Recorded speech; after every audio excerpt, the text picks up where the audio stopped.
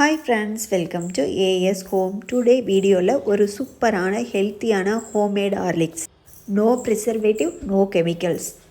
என்னோட குழந்தைக்கு எப்படி வீட்லேயே ஹோம்மேடாக ஹார்லிக்ஸ் ப்ரிப்பேர் பண்ணி கொடுக்குறேன்னு வாங்க பார்த்துடலாம். இந்த ஹார்லிக்ஸ் குழந்தைங்க மட்டும் இல்லாமல் நமக்குமே குடிக்கலாங்க. ரொம்பவே ஹெல்த்தியாகவும் இருக்கும், சூப்பராகவும் இருக்கும். நான் நட்ஸ் கொஞ்சம் அதிகமாக ஆட் பண்ணியிருக்கேன். நீங்கள் கோதுமை ப்ளஸ் நட்ஸ் ஈவனாக ஆட் பண்ணி எல்லாருமே குடிக்கிற மாதிரி ரெடி பண்ணிக்கிங்க. கிட்ஸ் விரும்பி குடிக்கிற மாதிரி அடிஷ்னலாக கொக்கோ பவுடர் கூட ஆட் பண்ணிக்கலாம். இந்த ஹோம்மேட் ஹார்லிக்ஸுக்கு சம்பா கோதுமையை நல்லா வாஷ் பண்ணி காய வச்சு எடுத்து வச்சுருக்கிறேங்க. அது கூடவே ஒரு சின்ன கப் முந்திரி, ஒரு சின்ன கப் கேஷ்யூ நட், வால்நட், ஒரு 2-3 திப்பிலி, கொஞ்சம் ஏலக்காய், பிஸ்தாவும் ஒரு சின்ன கப்பில், கொஞ்சம் மக்கானா ஒரு பெரிய கப். உங்கள் வீட்டு கிட்ஸ் எந்த நட்ஸ் அதிகமாக சாப்பிடுவாங்களோ அதை கம்மி பண்ணிவிட்டு, எது சுத்தமாக சாப்பிட மாட்டாங்களோ அதை கொஞ்சம் அதிகப்படுத்திக்கிங்க. நான் அப்படி தான் இன்றைக்கி பண்ணியிருக்கேன். ரோஸ்டட் பிஸ்தா பிடிக்காத கிட்ஸே இருக்க மாட்டாங்க. ஸோ அதை அதிகமாக வீட்டில் எடுத்துக்கிறதுனால நான் பிஸ்தாவோடைய அளவை கம்மி பண்ணியிருக்கேன். இது எல்லாமே ஒன்று பின்னாடி ஒன்று போட்டு நல்லா ரோஸ்ட் பண்ணிக்கலாம். இந்த மாதிரி நட்ஸ் எல்லாமே சும்மா ஒரு ஃபியூ மினிட்ஸ் ரோஸ்ட் பண்ணும்போதே நல்லா ரோஸ்ட் ஆயிரும், நல்லா கிறிஸ்பியாக கிடச்சிரும். உங்களுக்கு ஸ்மெல்லும் லைட்டாக ரோஸ்ட் ஆன உடனே வரும். அந்த மாதிரி ஸ்மெல் நல்லா ஃப்ரை ஆன உடனே நீங்கள் ட்ரான்ஸ்ஃபர் பண்ணிடுங்க வேறு ஒரு பாத்திரத்துக்கு. நெக்ஸ்ட் கேஷ்யூ, இதுவும் ரொம்ப சீக்கிரமாகவே ரோஸ்ட் ஆயிரும். உங்களுக்கு எல்லா நட்ஸுமே ஈவனாக தான் ரோஸ்ட் ஆகும். நம்ம இன்றைக்கி ரோஸ்ட் பண்ணுறதுலையே ரொம்ப அதிக நேரம் ரோஸ்ட் பண்ண வேண்டியது கோதுமை தாங்க. அதுதான் ரொம்ப டைம் எடுத்துக்கும்.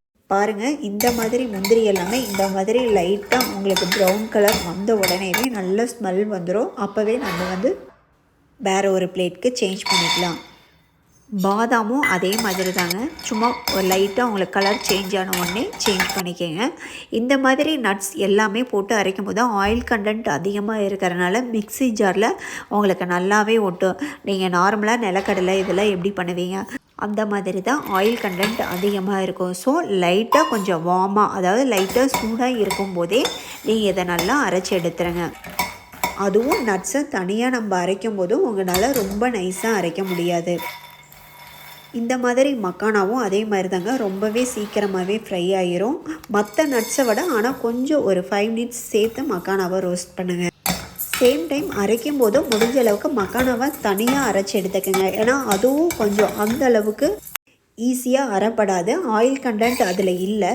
ஸோ உங்களுக்கு நட்ஸோடு சேர்த்து அரைக்கும் போது அந்த மக்கானா சீக்கிரமாக அரைக்காது, ரொம்ப பருன்னு இருக்கும். கோதுமையை இந்த மாதிரி வறுத்தெடுத்து தனியாக கொட்டிக்கிங்க. கோதுமையை அட்லீஸ்ட் ஒரு 15 to 20 மினிட்ஸ் ரோஸ்ட் பண்ணிக்கிங்க.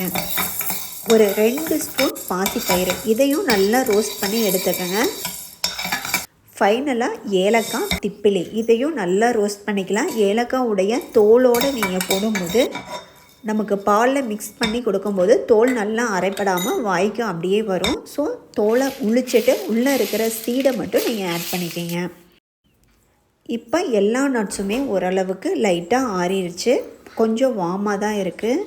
இந்த ஸ்டேஜில் நம்ம எல்லாத்தையும் தனித்தனியாக அரைச்சி எடுத்துக்கிறதே ரொம்ப நல்லது. ஃபஸ்ட்டு கோதுமை, பாசிப்பயிறு இதை மட்டுமே நல்லா அரைச்சி எடுத்துக்கலாங்க. ஏன்னா கோதுமை ரொம்ப நேரம் அரைக்கணும். நட்ஸ் எல்லாமே ரொம்ப நேரம் அரைச்சா ஆயில் கண்டென்ட் அதிகமாக இருக்கிறனால பிசுபிசுப்பு தன்மையோடு இருக்கும். ஸோ அந்த பயிரை மட்டும் ஃபஸ்ட் நல்லா நைஸாக அரைச்சி எடுத்துக்கலாம். இந்த மாதிரி தோலை டீ தூளோடு மிக்ஸ் பண்ணி வச்சுக்கோங்க. டீ ரொம்ப வாசனையாக இருக்கும். சேம் டைம் அந்த தோலையும் தூக்கி எறியாமல் இந்த மாதிரி யூஸ் பண்ணிக்கலாம். நான் இன்றைக்கி பெரிய மிக்ஸி ஜார் யூஸ் பண்ணல. சேம் டைம் இது எல்லாமே கொஞ்சம் தனித்தனியாக அரைச்சாதான் பெஸ்ட்டாக இருக்கும் அப்படிங்கிறதுக்காக ஃபஸ்ட் கோதுமையும் பாசிப்பயிரையும் நல்லா அரைச்சி எடுத்துக்கிட்டேங்க. இந்த மாதிரி ஹார்லிக்ஸ் எல்லாமே நம்ம அரைக்கும் போது ரொம்ப நேரம் ரொம்ப நைஸாக வர்றதுக்காக அரைப்போம். ஸோ நல்லாவே ஹீட் ஆகும்.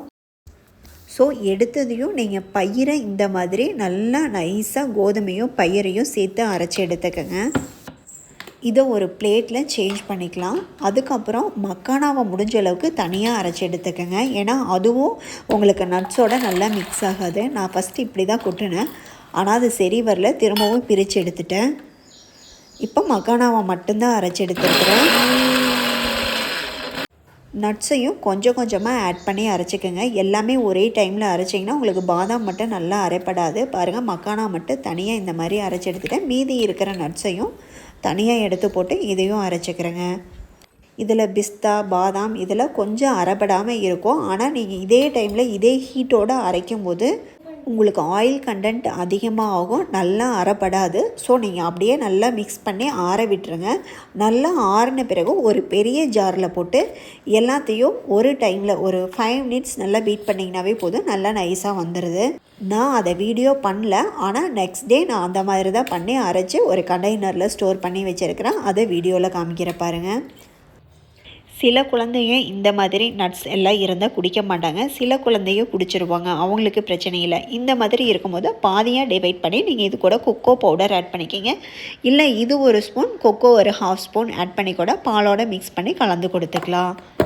இந்த ஹார்லிக்ஸ் செய்யும்போது ஃபர்ஸ்ட் டைம் நம்ம செய்யும் போதே எல்லாமே ஃபுல்லாக நைஸாக அரைச்சிடணும்னு ட்ரை பண்ணாதீங்க. ஒரு 4 ஹவர்ஸ் அப்படியே ரெஸ்ட் கொடுத்துருங்க. இல்லைன்னா 1 டே விட்டு நெக்ஸ்ட் டே கூட நல்லா அரைச்சி எடுத்துக்கோங்க. பாருங்கள், இந்த மாதிரி பாலோடு மிக்ஸ் பண்ணி எப்படி குடிக்கலான்னு பார்க்கலாம். 1 ஸ்பூன் ஹார்லிக்ஸ் எடுத்துட்டேன், இது நல்லா அரைச்சிட்டேங்க. நெக்ஸ்ட் டே மார்னிங் 1 ஸ்பூன் நாட்டு சர்க்கரை, நீங்கள் ஒயிட் சுகர் கூட ஆட் பண்ணிக்கோங்க. இதை பாலோடு மிக்ஸ் பண்ணி நல்லா மிக்ஸ் பண்ணிவிட்டு ஸ்டவ்வில் வச்சு நல்லா மிக்ஸ் பண்ணி விட்டுக்கலாம். இதை குழந்தைகளும் சரி நம்மளும் சரி அப்படியே குடிக்கலாம். நம்ம ஷாப்பில் வாங்குகிற ஹார்லிக்ஸில் ஒயிட் சுகர் ஆல்ரெடி ஆட் பண்ணியிருப்பாங்க. ஸோ அந்த டேஸ்ட் இது வராது. நீங்கள் ஒயிட் சுகர் ஆட் பண்ணிங்கன்னா சேம் டேஸ்ட் வரும். நான் ப்ரௌன் சுகர் ஆட் பண்ணதுனால இதோட டேஸ்ட் கொஞ்சம் வேறு மாதிரி, ஆனால் நட்ஸ் ரொம்பவே அதிகமாக போட்டிருக்கிறதுனால டேஸ்ட் ரொம்பவே சூப்பராக இருக்கும். குழந்தைகளுக்கு இதோட ஒரு 1/2 ஸ்பூன் நீங்கள் கொக்கோ பவுடர் கூட ஆட் பண்ணிக்கோங்க. டேஸ்ட் ரொம்பவே சூப்பராக இருந்தது. குழந்தைகளுக்கு இதை ஃபில்ட்ரு பண்ணாமல் அப்படியே ஃபீடிங் பாட்டிலில் ஃபில் பண்ணி கொடுத்துர்லாங்க. ரொம்பவே சூப்பரான ஹெல்த்தியான ஆரோக்கியமான நம்ம கையால் பண்ண ஹோம்மேட் ஹார்லிக்ஸ். கண்டிப்பாக உங்கள் வீட்டு குழந்தைகளுக்கு கடையில் வாங்குறத தவிர்த்துட்டு இந்த மாதிரி ஹோம்மேடாக யார் பண்ணுறாங்களோ அவங்ககிட்ட வாங்கி கொடுங்க, இல்லை நீங்களே செஞ்சு கொடுங்க. ரெசிபி பிடிச்சவங்க லைக் பண்ணிவிட்டு சப்ஸ்கிரைப் பண்ணிடுங்க. தேங்க்யூ, தேங்க்ஸ் ஃபார் வாட்சிங்.